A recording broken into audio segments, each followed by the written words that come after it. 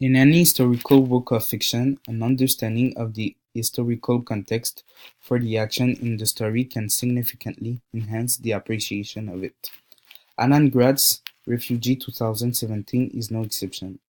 To more fully appreciate Graz's novel, it helps to understand a little bit about the Cuban exodus.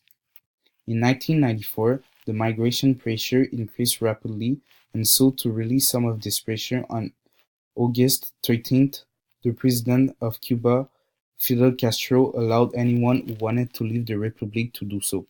After Castro's announcement, more than 30,000 Cubans took rafts and boats to get away from their native country.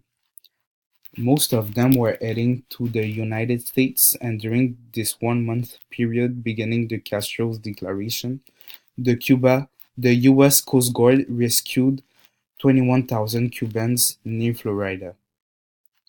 The President of the United States will later order the US Coast Guard to transfer the rafters to US military bases in Guantanamo and Panama.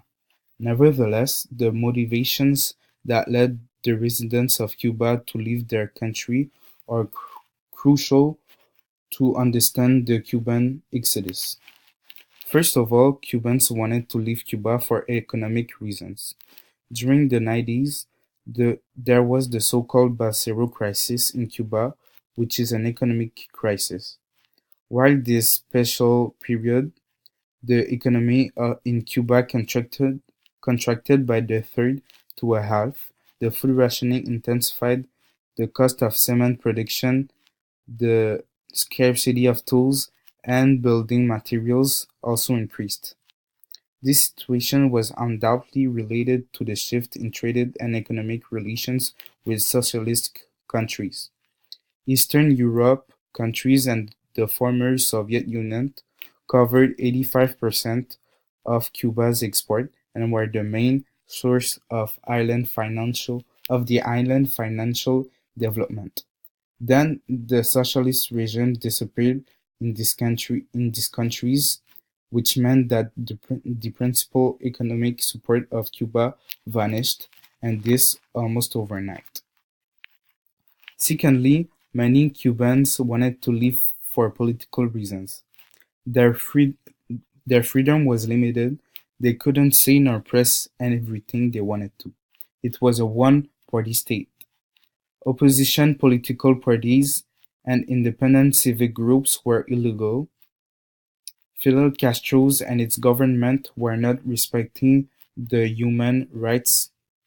They controlled speeches by laws banning enemy propaganda and clandestine printing, and if Cubans didn't obey, they were sent to jail and on charges as serious as rebellion with no proper due process of law and order, or even executed.